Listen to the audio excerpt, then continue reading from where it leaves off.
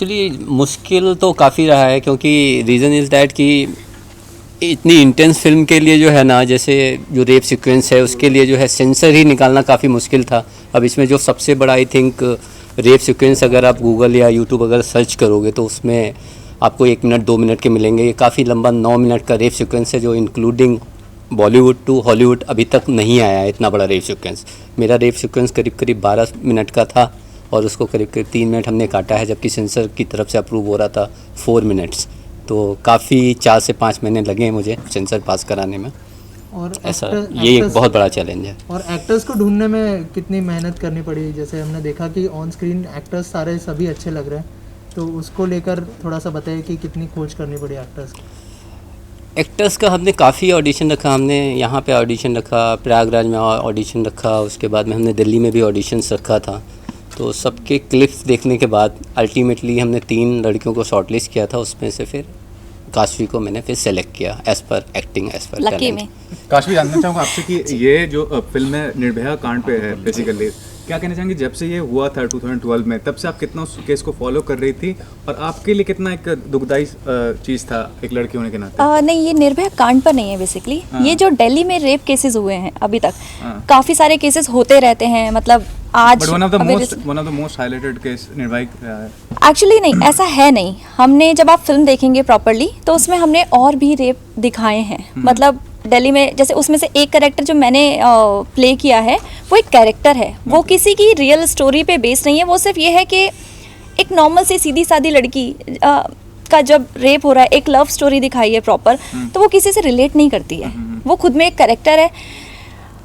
मतलब हाँ, मैंने काफ़ी सारे जो रेप केसेस हुए थे दिल्ली में उसके बारे में पढ़ा था कि भाई कब हुआ, रीज़न क्या था, क्या उन लोगों को सज़ा मिली या नहीं मिली।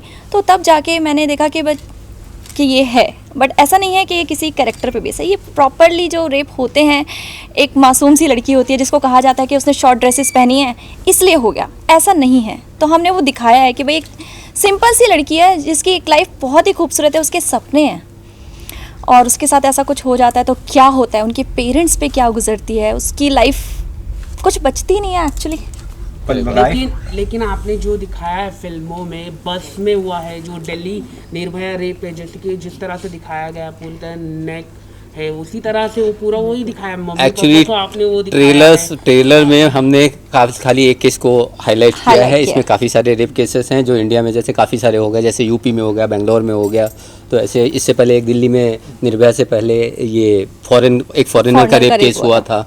तो ये सारे मैंने रिसर्च की है। तो जो इतने रेप केसेस बढ़ रहे हैं इसके बेसिस पे सबसे जो मुझे मिला है वो उसके ऊपर ये पूरी फिल्म बेस बना दी है मैंने। पर ये भी कहना चाहूँगा कि बीइंग अ वुमेन, विक्टिम बनना, उसके बाद बताइए कि एक नेगेटिविटी इतना ज़्यादा सोसाइटी में पहले से ही है, लोग का लाइफ स्ट्रेसफुल है। इस तरह का प्रोजेक्ट देखने का मतलब क्या निकलेगा दर्शकों को? देखिए, क्यों देखेंगे? क्या होता है ना, हम किसी भी चीज़ को या तो पॉजिटिव लेते हैं या नेगेटिव लेते हैं। जब मैंने ये कैरेक्टर सुना था तो मुझ में हिम्मत नहीं थी ये प्ले करने की, बिकॉज ये खुद में ये सोचना कि आप गैंग रेप्ड हो, आप मेंटली डिसेबल हो जाते हो कहीं ना कहीं। लेकिन जब मैंने स्टोरी सुनी कि वो किस तरीके से उसको प्रेजेंट कर रहे हैं और क्यों प्रेजेंट कर रहे हैं, देयर इज़ अ रीज़न कि लोगों तक ये मैसेज जाना चाहिए कि भाई आप एक ज़िंदगी ख़राब नहीं करते हैं, आप उसकी फैमिली, उसके रिलेशंस, उसके रिलेटिव्स, सबकी लाइफ ख़राब करते हैं। ये हमारा मकसद रहा है कि भाई आई विश कि हम सब की विश है कि इस मैसेज के बाद थोड़े से लोगों को अकल आए और लोगों की जो सोच है लड़कियों को लेकर वो बदले। और ये जो केसेस होते हैं, बिकॉज दिल्ली में ज़्यादा रहता है ये सब, तो हमने कहीं ना कहीं सिर्फ लोगों को एक मैसेज देने की कोशिश करी कि भाई बदलो, अपनी सोच बदलो और ऐसा कुछ मत करो। आपसे चाहूँगा कि लॉयर का आप रोल निभा रही हैं, क्या कहना चाहेंगे प्रोजेक्ट? लॉयर नहीं है, वो रिपोर्टर है। तो मीडिया का क्या रोल आप समझती हैं कि कितना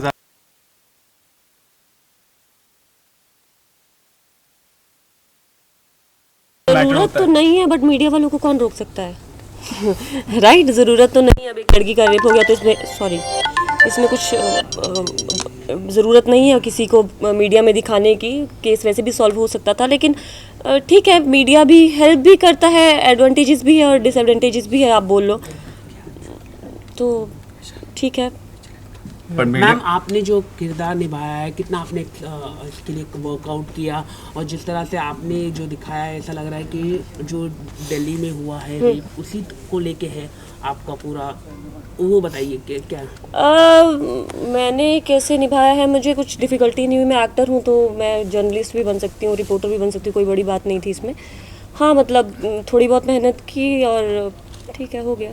सर सोनिया गांधी का रोल यहाँ पर देखा जा रहा है, तो कुछ ये सोनिया गांधी का रोल बिल्कुल नहीं है, आप लोग गलत टर्म मत लीजिए। ट्रेलर में जो हमने देखा आपको लग रहा है वो हाँ, ये तो इसलिए एक हम मिनिस्टर कहें- का रोल है, हाँ, ये एक जो मिनिस्टर मैम है। उसके हाँ, बारे में थोड़ा कुछ आप तो बताइए। कोई ना कोई एक स्टेट की कोई ना कोई तो सर्वोपरि होती ही है, कि दिल्ली कांड तो में कुछ ना दिल्ली- कुछ तो हमें एस्टेब्लिशमेंट डालना ही पड़ेगा। तो ये सोनिया गांधी पे बिल्कुल नहीं है, आई एम डिनाइंग दैट। चलिए विलन से इतना और- बुला ना और सर दूसरा- प्लीज इधर आ जाइए। कैमरा उस तरफ। सर आपसे मैं चाहूँगा कि नेगेटिव किरदार निभा रहे हैं और वो भी रेपिस्ट का, एज एन एक्टर तो करना ही पड़ता है, कोई भी रोल आपको प्ले करना है, लेकिन क्या पहला आपका क्या वो टेक था जब आपको ये रोल ऑफर किया गया था?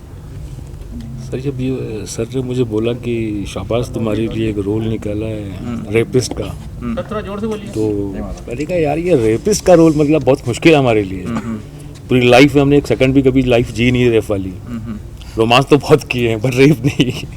ओके फिर स्क्रिप्ट हाथ में ही पढ़ना चालू किया, कम से कम मैंने 500-700 रेप देखे, अरे हॉलीवुड, बॉलीवुड, तमिल, तेलुगु, सभी शक्ति कपूर और जितने भी कपूर टाइप के सबको हमने रेप करते हुए देख लिया। कुछ डिफरेंट प्ले करना था तो कुछ अलग कोशिश की है जो गंदा भी ना लगे और डर भी लगे।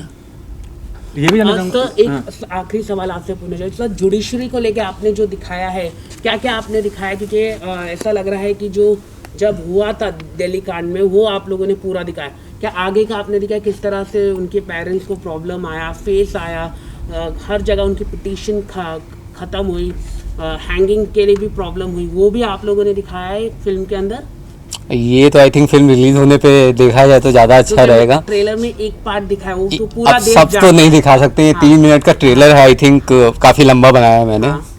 और जुडिशरी में दिखाया है मैंने कि मतलब जो- उनको क्या प्रॉब्लम, मतलब कैसी कैसी प्रॉब्लम्स आती हैं इस केसेस के तहत, तो कुछ चीज़ें हम मैंने दिखाई हैं। स्पेशली एक मैसेज जो दिया है कि लोग मदद के लिए आगे नहीं आते हैं। अगर लोग मदद के लिए आगे हों तो शायद हम जो पुलिस को, गवर्नमेंट को, मीडिया को, सबको ब्लेम करते हैं, लेकिन हम और आप मिलके ही सामने मदद के लिए आगे नहीं होते हैं, हम नज़रअंदाज करते हैं और आगे बढ़ जाते हैं, तो जिसकी वजह से लोगों को बढ़ावा मिल जाता है।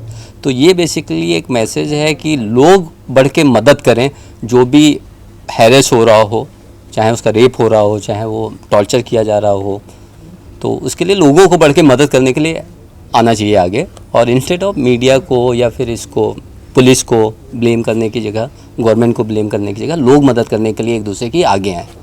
लास्टली यही पूछना चाहूँगा ओके 16 को कृतिक जी, मेरा सवाल आपसे है, इस तरह की फिल्में काफ़ी बार बन चुकी हैं, वेब सीरीज बन चुकी हैं, हाल ही में भी एक दिल्ली क्राइम भी एक बनी हुई थी जिसमें शेफाली जी ने काम किया हुआ था। जी। तो क्यों लगा कि इस तरीके के टॉपिक पे एक फिल्म बनाते हैं, एंड ये उन फिल्मों से किस तरीके से अलग होने वाली है? सर आपने ट्रेलर देखा, आपको कैसा लगा? सर मुझे अच्छा लगा, लेकिन आप बताइए कि क्या रीज़न थी, वजह क्या था कि मतलब मंशा क्या थी कि क्या दिखाना चाहते हैं? एक्चुअली दिल्ली क्राइम से पहले हमने फिल्म स्टार्ट की थी, लेकिन ड्यू टू कुछ रीजंस थे तो उसकी वजह से फिल्म रिलीज़ नहीं हो पाई उस टाइम पे, या सॉरी, तो कुछ रीज़न थे जिसकी वजह से फिल्म रिलीज़ नहीं हो पाई, जिसमें मैंने उसमें से वन ऑफ द रीज़न बताया सेंसर, काफ़ी टाइम लग गया मुझे, आई थिंक मैंने बताया 8 to 9 मंथ्स मुझे सेंसर में लग गए।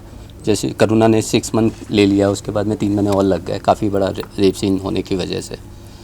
तो इस वजह से जो है दिल्ली क्राइम पहले आ गई और हमारी बाद में आ रही है, लेकिन हम स्टार्ट पहले से, अगर आप मीडिया की बाइट्स वगैरह सब देखेंगे तो आपको मिल जाएगा कि हमने उनसे पहले ही शुरू किया हुआ था।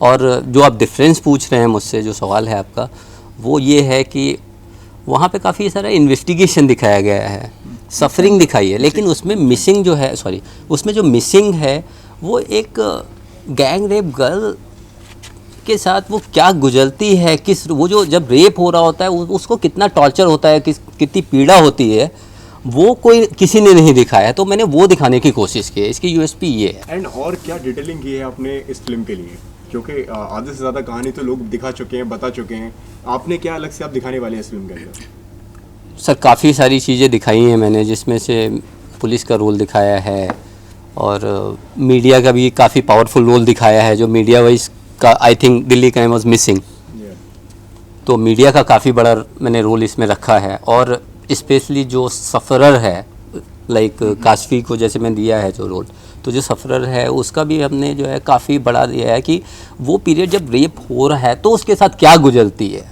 उसको कितने दर्द से गुजर, स्पेशली उसको कितने दर्द से एक आप रेप करते हो, उसके बाद जो दर्द होता है, उसके बाद में जो उसको अस्पताल ले जाने के लिए जो जद्दोजहद होती है उसमें क्या गुजरता है, उसके बाद में ट्रीटमेंट के टाइम पे कितना पेन फील करना होता है। तो ये सारी चीज़ें हैं जो डिफरेंस पैदा करती बट है। फाइनली ये बताइए Kashi, 16 tell us about your preparation. क्या प्रिपरेशन थी इस कैरेक्टर के लिए? सर प्रिपरेशन तो एक्चुअली मुझे सर ने कराई थी, बिकॉज श्योर देखिए कोई भी ये सोचना, जैसे कि मैंने कहा था कि ये सोचना कि आप गैंग रेप दो और फिर आप एक्ट करते हो, वो पॉसिबल था ही नहीं। लेकिन जब मेरे सामने सर को रूम दिया गया और मुझे डर लगना स्टार्ट हुआ, वहाँ से मेरी कहानी कहीं ना कहीं स्टार्ट हुई कि मुझे लगा कि यार मतलब मैं इन्हें झेल नहीं पा रही थी कि यार ये मेरे सामने नहीं रहना चाहिए, मुझे डर लग रहा था। वो आना मुझ में स्टार्ट हुआ और जब हम वो सीक्वेंस कर रहे थे, हमारी प्लानिंग थी कि आई थिंक शायद हम 3 दिन में वो शूट कर लेंगे, कंप्लीट कर लेंगे पूरा yes, sequence, but we took I think 10 days 10 almost. days, yes, 10 days। क्योंकि जब हमने स्टार्ट किया, शादाब ने मुझे रियलिटी में बहुत बार स्लैप किया, क्योंकि एक नॉर्मल रोना और सच में थप्पड़ पड़ने के बाद रोने में बहुत फ़र्क होता है। आपने एक सीक्वेंस देखा होगा, वो बाल खींच के मुझे पीछे लेके जा रहे हैं, उन्होंने सच में ही मेरे बाल खींचे थे। और मैं हमेशा से रही हूँ कि मुझे कैरेक्टर में आने के लिए मुझे लगता है कि मुझे टाइम जाता है कि यार मुझे सोचना पड़ता है कि अगर ये कैरेक्टर है तो ये कैसे जिया जाएगा। लेकिन वो शायद शादाब की वजह से और सर की वजह से कि मैं कर पाई।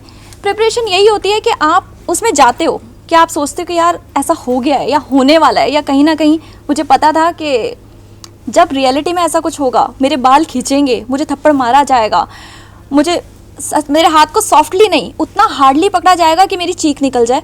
तो मैंने वो पेन फील किया। और अगर मैं एक्टर भी हूँ तो नो डाउट कि अब मुझे लगा कि मैं परफॉर्म कर सकती हूँ और मैंने परफॉर्म किया। उस बीच में मुझे कई बार हॉस्पिटलाइज होना पड़ा जस्ट बिकॉज के वो कैरेक्टर सोचने में इतना पेन कि मेरा हेडेक का लेवल हाई हो जाता था, तो मुझे इंजेक्शन लेने पड़ते थे। ऐसा काफ़ी बार हुआ है। लास्टली ये जानना चाहूँगा 16 को अनाउंस कर रहे हैं मतलब रिलीज डेट, लेकिन कितने बड़े प्रोजेक्ट्स आपको रीशेड्यूल हो रहे हैं, तो आपके लिए क्या मतलब एक अचीवमेंट है, क्या है फाइनल स्टेटस बता दीजिए कि 16 को कितने स्क्रीन पे आने वाली है, क्या फिल्म ये 450 स्क्रीन्स जो है रिलीज़ होने वाली है ऑल इंडिया।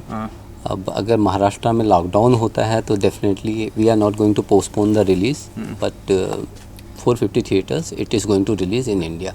सर एक आखिरी सवाल, जो लॉयर का किरदार है क्या वो सीमा मैम को लेके है? सीमा जो लॉयर थी, क्योंकि कहीं ना कहीं उनके जैसा दिखाया आपने। बिल्कुल नहीं है, लॉयर का किरदार बिल्कुल वैसा नहीं है।